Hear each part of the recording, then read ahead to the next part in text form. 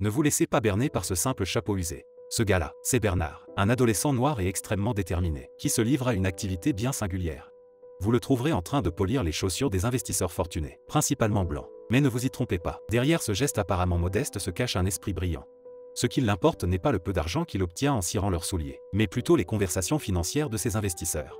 Dès qu'ils partent, il les consigne dans son carnet. Vous voyez, Bernard nourrit un rêve depuis sa plus tendre enfance. Un rêve qui brille dans ses yeux et qui a pour but de briser les barrières de la ségrégation raciale qui font rage en cette année sombre de 1939. Son père lui a peut-être dit que devenir banquier était impossible. Mais les yeux de Bernard racontent une histoire tout à fait différente. 15 ans plus tard, Bernard, sa fiancée Eunice et leur enfant ont déménagé à Los Angeles, un endroit plus accueillant pour les Noirs, avec l'ambition de démarrer leur propre entreprise. Cependant, en raison de contraintes financières, ils se sont retrouvés à partager le hangar d'un proche. Malgré ces difficultés, la détermination de Bernard à créer un meilleur avenir demeure inébranlable. Le jour suivant, Bernard part à la recherche de sa future maison. Après des heures d'efforts acharnés, il finit par découvrir une perle rare. La chance lui sourit, car cette maison est idéalement située, à proximité d'une communauté noire, ce qui rend son prix très accessible. Cependant, il réalise que la maison a grand besoin de réparation, et son budget est juste suffisant pour l'acheter, sans réparation. C'est alors que Bernard propose au propriétaire un marché audacieux. Il veut acheter la moitié de la maison, qui vaut normalement 40 000 $, pour seulement 30 000 $. Il s'engage à verser le reste plus tard, mais le propriétaire n'est pas prêt à accepter cette offre. Au moment où Bernard s'apprêtait à partir, quelque chose attire son regard. Le calendrier accroché au mur, un cadeau de la part de son manager financier. Ainsi, chargé d'espoir, il part à la banque et demande une rencontre avec le manager. Sa secrétaire, glaçante, refuse. Sa couleur de peau en est visiblement la cause de ce refus. Déterminé, il patiente devant la banque jusqu'à ce que le manager apparaisse. Avec passion, il expose son plan. Emprunter de l'argent au nom du propriétaire. L'homme refuse, sans la moindre hésitation. Le soir même, il reçoit un coup de fil. C'est le propriétaire. Il lui demande pourquoi est-ce qu'il a utilisé son identité pour emprunter de l'argent. Bernard s'excuse. Contre toute attente, le propriétaire lui offre la maison pour 30 000 $, prêtant les 10 000 $ manquants. Son motif est clair. Une profonde admiration pour sa persévérance. Parce que, en fin de compte, l'égalité des chances n'a pas de couleur. Alors qu'une femme blanche s'apprêtait à rentrer chez elle, elle aperçoit un homme noir devant le bâtiment abritant son appartement. Intriguée, elle l'interroge sur sa présence. Il lui explique qu'il est en train de rénover l'immeuble. D'un ton marqué de préjugés, elle lui ordonne avec méchanceté d'être particulièrement prudent. Pourtant, il la regarde avec assurance et révèle que ce bâtiment est le sien, promettant de le traiter avec le plus grand soin. Dans un mélange de frustration et d'embarras, elle retourne chez elle. Quelques heures plus tard, des officiers font irruption. Ils expliquent qu'ils ont été alertés par une dame, l'accusant de voler l'identité de son propriétaire. Prévoyant cette confrontation, il leur présente le certificat prouvant qu'il est bien le légitime propriétaire. Les officiers, choqués et profondément dégoûtés, s'en vont. La nuit, Bernard retourne dans l'un des appartements de son bâtiment. La vieille dame l'interrompt, rappelant les horaires de rénovation. Calmement, il l'informe de nouveau qu'il est le propriétaire du bâtiment. La femme, insultée par sa présence, décide de déménager en raison de ses préjugés. Dès son départ, Bernard offre l'appartement à une jeune femme noire. Par ailleurs, les revenus générés par Bernard grâce à son bâtiment sont si impressionnants qu'il décide de rendre immédiatement les 10 000 plutôt que prévu à l'ancien propriétaire. Ce geste de générosité ne passe pas inaperçu, et il impressionne profondément l'ancien propriétaire. Tant impressionné qu'il est, l'ancien propriétaire propose à Bernard de s'associer pour créer une entreprise ensemble. Dans le cadre de cette collaboration, Bernard sera chargé de sélectionner des biens immobiliers et des sources de revenus, en raison de son expertise en la matière. De son côté, l'ancien propriétaire se chargera des négociations et de la gestion des contrats. L'objectif est clair. S'assurer que les investisseurs ne soient pas influencés par des préjugés raciaux et puissent investir en toute confiance. Bernard, convaincu de la valeur de cette idée, accepte avec enthousiasme. Ainsi, une collaboration exceptionnelle se forme. Leur union est tellement harmonieuse qu'elle engendre une véritable prospérité. Bernard, qui, autrefois, habitait un humble hangar abandonné, se retrouve désormais dans une majestueuse villa, entouré de sa belle famille. Mais son succès ne repose pas uniquement sur ses efforts acharnés. Il doit également une part de sa réussite à sa sagesse. Bernard a toujours su que répondre à la discrimination par la colère ne ferait que nourrir la haine. Il comprend que lorsqu'on se fixe des objectifs apparemment insurmontables, il y aura toujours des jaloux prêts à nous faire reculer, particulièrement compte tenu de sa propre expérience en tant qu'homme noir. Toutefois, il est essentiel de se rappeler que la vie ne suit pas toujours le scénario que nous avons écrit, et que les défis peuvent surgir à n'importe quel moment. Quelques années plus tard, le scénario prend une tournure poignante. Le mentor de Bernard, après des années de collaboration, s'éteint paisiblement, laissant son épouse héritière de leur entreprise. La vie de Bernard prend une teinte complexe lorsque ce dernier, détenteur de la moitié, se voit contraint de céder sa part pour un simple dollar. S'il refuse, elle le poursuivra en justice. Au cœur de cette époque marquée par la ségrégation raciale, en cas d'un procès opposant un blanc et un noir, qui pensez-vous que le juge favoriserait? Malgré les grands risques qu'il entreprend, il décide d'aller en cours avec elle. Cependant, afin qu'il ait la moindre chance de gagner ce procès, il lui faut absolument quelqu'un qui témoignerait de sa relation coopérative avec l'ancien propriétaire. Alors, il pense à son banquier, mais ce dernier refuse une fois de plus de lui adresser la parole. Profondément perdu, il se plonge dans une remise en question profonde. Son agacement grandit face à l'indifférence persistante des banques à son égard, et il en a assez de voir ses idées ignorées en raison de sa couleur de peau. C'est dans cet état d'esprit qu'une pensée audacieuse s'installe dans son esprit après une courte minute de réflexion. Il nourrit l'ambition de devenir le propriétaire des 4 banques présentes dans ce bâtiment. Cette idée, à la fois courageuse et stimulante, émerge de son désir de devenir le leader de ceux qui lui manquent de respect. Alors qu'il partage son idée avec Joe, un influent agent immobilier à Los Angeles, l'enthousiasme s'empare de lui. Au début, Joe pensait que Bernard était un simple rêveur fou, en raison des coûts astronomiques liés à l'acquisition du bâtiment, en prenant en considération sa taille et de son emplacement. De plus, aucun individu de couleur n'a jamais possédé un édifice de cette ampleur dans la région. Cependant, en écoutant attentivement les motivations de Bernard, une révélation ingénieuse se montre. Contre toute attente, l'initiative de Bernard se révèle être une stratégie audacieuse. Pourquoi, selon vous, voudrait-il acquérir un tel bien?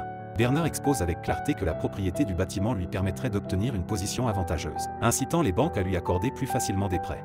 De plus, il souligne la visibilité accrue que son entreprise obtiendrait en affichant son enseigne tout autour du bâtiment, augmentant ainsi sa clientèle de manière significative.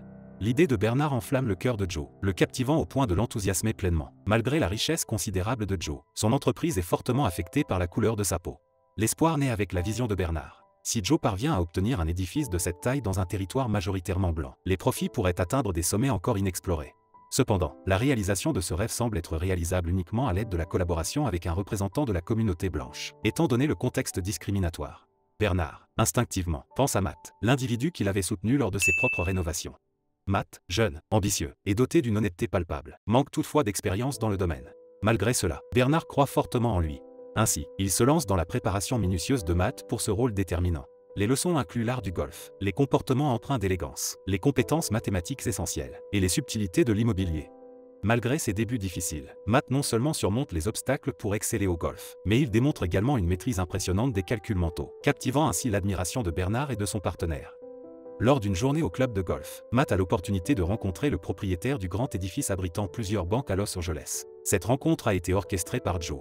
La discussion entre Matt et le propriétaire se déroule de manière prometteuse, et Matt saisit l'occasion de devenir propriétaire du bâtiment. Cependant, une ombre de doute plane sur Matt, qui ne se sent pas entièrement préparé pour un défi aussi colossal. Bernard, connaissant les appréhensions de Matt, entreprend de le préparer de manière approfondie. Le processus commence par le calcul minutieux du nombre de lumières allumées dans le bâtiment la nuit, permettant à Bernard d'estimer le taux d'occupation du lieu. À partir de cette analyse, il évalue approximativement le prix du bâtiment. Soucieux d'anticiper toutes les éventualités, Bernard fournit à Matt toutes les informations importantes à apporter à la table des négociations, y compris le revenu annuel du bâtiment, les coûts d'exploitation et bien d'autres détails. Le jour tant attendu arrive, et chaque élément se déroule comme prévu. Malgré les nombreux mensonges dits par le propriétaire du bâtiment, Matt semble toujours avoir un coup d'avance, révélant une précision terrifiante dans ses réponses. Chaque prix est énoncé avec une exactitude glaçante, choquant le vieil investisseur. Sa capacité à calculer ses prix avec une rapidité déconcertante fait pâlir la calculatrice du notaire. À la conclusion de cette négociation, la victoire est leur, et le fameux bâtiment, initialement évalué à 2,4 millions de dollars, devient leur propriété pour 1,56 millions de dollars. C'est une victoire remplie d'émotions. Désormais, Bernard rayonne d'une prestance indéniable. Chaque rencontre avec un propriétaire de banque devient un rituel où le respect s'impose, symbolisé par une poignée de main ferme. Enfin, Bernard a acquis le respect qu'il désirait tant. La nouvelle secoue le manager qui, autrefois, refusait catégoriquement d'accorder son aide à Bernard. Grâce aux emprunts bancaires, l'entreprise immobilière de Joe et Bernard se développe de manière exponentielle. Leur impact affecte positivement les frontières financières, contribuant à briser la barrière oppressive de la ségrégation raciale à Los Angeles. Peu à peu, les quartiers blancs voient s'installer des résidents noirs. Leur influence devient si marquante qu'ils sont reçus par le vice-président des États-Unis. Des années plus tard, en 1963, ils emmènent sa famille pour une visite dans le Texas, sa ville natale, afin de revoir son père Britton. À la fin d'un dîner mémorable, le père exprime avec fierté son admiration pour son fils, reconnaissant l'ampleur de ses accomplissements et l'impact positif qu'il a eu sur la société. Le lendemain, il visite de nouveau les rues chargées d'histoire de sa ville natale, le Texas, en compagnie de son fils. C'est une ville marquée par le racisme. Il décide même de revisiter cette banque emblématique, celle où, dans sa jeunesse, il cirait les souliers des riches investisseurs blancs. Sur place, il fait la rencontre d'un cireur de souliers, un homme qui lui rappelle étrangement son propre passé. Ce dernier lui fait savoir que son service est strictement réservé aux blancs. L'émotion l'étreint, et cette rencontre ravive en lui un sentiment profond de responsabilité. Soudainement, une idée lui vient en tête. Reproduire ce qu'il a réussi à accomplir à Los Angeles, offrir aux Noirs l'accès à des logements de meilleure qualité. Le lendemain matin, il partage son idée avec Joe. Il veut acheter la Banque continentale du Texas. Une fois de plus, Joe pense que l'idée est impraticable, arguant que le Texas est la province la plus raciste du continent. Peut-on sérieusement envisager qu'un simple noir puisse devenir propriétaire de la principale banque de la région? Cependant, après que Bernard a présenté de nombreuses raisons rationnelles, Joe se laisse convaincre. Ainsi, ils font de nouveau appel à Matt pour qu'il endosse le rôle de leur représentant. Une rencontre cruciale se dessine avec le propriétaire de la banque, Florence Jr., dans le but de discuter de l'achat potentiel de ce bâtiment. Malgré les nombreuses suspicions de ce dernier, un accord se conclut pour l'acquisition du lieu. Avec la Banque Continentale désormais en sa possession, Bernard continue les démarches d'emprunt pour les familles afro-américaines, mais cette fois-ci, au Texas. Cette nouvelle facilité financière leur ouvre les portes de l'accession à de nombreuses propriétés. Au cœur de ces actions, il devient évident que la motivation profonde de Bernard est d'aider les Afro-Américains à saisir des opportunités longtemps refusées, telles que des emprunts facilités pour l'acquisition de propriétés. Alors que l'harmonie régnait en apparence, survient le moment où tout s'effondre. L'ancien propriétaire, désireux de comprendre la raison derrière des emprunts approuvés par la Banque au Noir, entame une enquête approfondie. Un jour, Florence suit Matt jusqu'à son domicile, et c'est là qu'il fait la rencontre de Joe et Bernard. Il les confronte, mettant sur la table les emprunts suspects, brandissant une lettre provenant du département du Trésor américain. Ils sont informés que leur banque est accusée de pratiques de prêts risqués, et une inspection approfondie des opérations bancaires est annoncée. Florence, fière de dévoiler cette nouvelle choquante, prend son départ laissant derrière lui une atmosphère lourde de menaces. Face à cette menace imminente, les hommes tentent de réfléchir à la manière de résoudre cet enjeu. Matt, dans un éclair d'ingéniosité, propose une solution audacieuse. Acheter une nouvelle banque, Marlin, et y transférer tous les emprunts. Bernard, conscient des enjeux, soulève une question cruciale. Qui assumera la surveillance des transactions? Matt, portant la responsabilité, s'avance et propose d'être le propriétaire de la nouvelle banque. Un sentiment d'inconfort parcourt Bernard, une hésitation poignante dans son regard, avant qu'il ne cède finalement aux circonstances. Bernard accepte qu'elle soit acquise, mais sous une condition cruciale. Eunice, la femme de Bernard, devra veiller sur chaque mouvement qu'entreprend Matt. Plus tard, Matt se retrouve avec son avocat et signe des documents pour transférer les prêts de la Banque centrale du Texas à la Banque Marlin. Éventuellement, Junior appelle Matt, l'informant que plusieurs clients veulent retirer leur argent de sa banque, le sourire aux lèvres. Une ombre sombre s'étend sur Marlin alors qu'un inspecteur de banque fédérale, porteur de mauvaises nouvelles, fait son entrée, informant à Matt qu'il le rencontrera demain. L'atmosphère, déjà tendue, devient plus pesante. Dans un geste désespéré pour soutenir Matt, Bernard sacrifie son propre statut en portant l'uniforme d'un concierge, afin qu'il puisse aider Matt lors de sa rencontre avec l'inspecteur. Cependant, cette tentative est rapidement anéantie lorsque l'inspecteur ferme la porte, isolant Bernard et Matt, les privant de tout moyen de communication. Les yeux scrutateurs de l'inspecteur ne tardent pas à dévoiler l'ampleur du désastre financier. Des emprunts au montant démesuré, acceptés par Matt, dépassent largement les limites prudentes de la Banque Marlin, la plongeant dans une situation précaire. Bernard, dans le déni, refuse d'accepter que de tels emprunts aient été validés. Il confronte Matt par rapport à cela. Matt s'était fait avoir. En effet, ce dernier n'avait pas pu prendre l'avocat recommandé par Bernard. Alors, il a demandé à Florence, leur ennemi juré, s'il connaissait un avocat expérimenté. Florence lui a donc recommandé son avocat. L'inexpérience de Matt, manipulé par un avocat douteux recommandé par Florence, a conduit à des erreurs de protocole et à l'acceptation imprudente de prêts toxiques. Bravo, ironise la voix sarcastique de Bernard, saluant Matt pour avoir demandé l'aide de l'ennemi. C'est comme si ton ennemi juré te tirait dessus, et toi, au lieu de te défendre, tu lui demandes tranquille. L'hosto le plus proche, c'est où? Joe et Bernard sont profondément convaincus que la décision la plus logique serait de rompre les liens avec la banque de Marlin. Cependant, Matt, visiblement stressé, agit sans avertir ses partenaires. La nouvelle se propage, et dès le lendemain matin, sous le regard scrutateur de Florence, Joe et Bernard, énervés, confrontent à la principale banque du Texas Matt par rapport à la modification qu'il a fait. Prêt à l'annuler, Matt réalise trop tard que les examinateurs des banques fédérales font irruption pour révoquer la licence de leur banque et lancer une enquête. En quittant le bâtiment, Joe et Bernard sont appréhendés par le FBI. Bien que non inculpé, Bernard résiste à son arrestation, mais il est rapidement maîtrisé. Lors d'une réunion ultérieure avec leur avocat, ils découvrent que leur affaire judiciaire est devenue un pion dans le jeu politique du pays, pris dans la tourmente de la politique raciale en cours. Pendant ce temps, Matt se retrouve face au sénateur McLaren. Ce dernier lui propose de trahir ses amis pour obtenir sa liberté. Matt, déchiré, reste perplexe. Le soir venu, Matt trouve enfin une solution et passe un appel téléphonique crucial. Le jour fatidique arrive, et Matt suit les conseils du sénateur en dénonçant ses partenaires.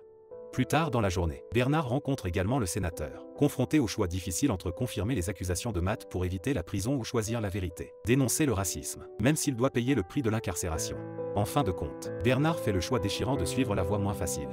Lors de son procès, dans un acte de courage résolu, il libère la peine profonde de son cœur, dénonçant avec assurance l'injustice raciale qui a marqué chacune des étapes de son parcours. Ces mots résonnent dans la salle d'audience, marqués de douleur et de souffrance, faisant de son témoignage un écho poignant de la réalité brutale qu'il a affrontée. Après le procès, le choix de la prison pendant 3 longues années a laissé leur fortune totalement anéantie. Pendant ce temps, Florence a réussi à réacquérir la Banque du Texas à un prix dérisoire. Matt Steiner, quant à lui, a été innocenté de toute implication dans l'affaire. Des années passent, et enfin, la libération tant attendue arrive. Bernard, marqué d'une joie sincère, retrouve sa belle femme. Cependant, Eunice, perplexe, observe que malgré leur absence de richesse, les deux hommes noirs affichent toujours une humeur joyeuse. Un rire moqueur s'échappe des lèvres de Joe, qui révèle alors l'existence de propriétés cachées côte à côte aux Bahamas. L'étonnement se lit sur le visage d'Eunice, qui veut comprendre comment ils ont acquis ces propriétés. La vérité éclate. La veille du procès, Matt aurait informé Bernard de la proposition du sénateur et présenté ses excuses. Bernard, dans un geste généreux, pardonne à Matt et lui confie une dernière requête pour préserver leur richesse. Acheter 2 villas aux Bahamas. L'aide financière généreuse de Joe et Bernard a ouvert la voie à de nombreux Noirs, leur permettant d'acquérir des propriétés dans des quartiers qui étaient autrefois réservés exclusivement aux Blancs. Ces deux hommes, loin des héros conventionnels avec des capes, se révèlent être des héros ordinaires, des âmes généreuses qui ont tracé un chemin vers un avenir plus juste. Merci d'avoir regardé notre vidéo jusqu'au bout et si elle vous a plu, n'hésitez pas à vous abonner et à lâcher un pouce en l'air. Sur ce, à la semaine prochaine.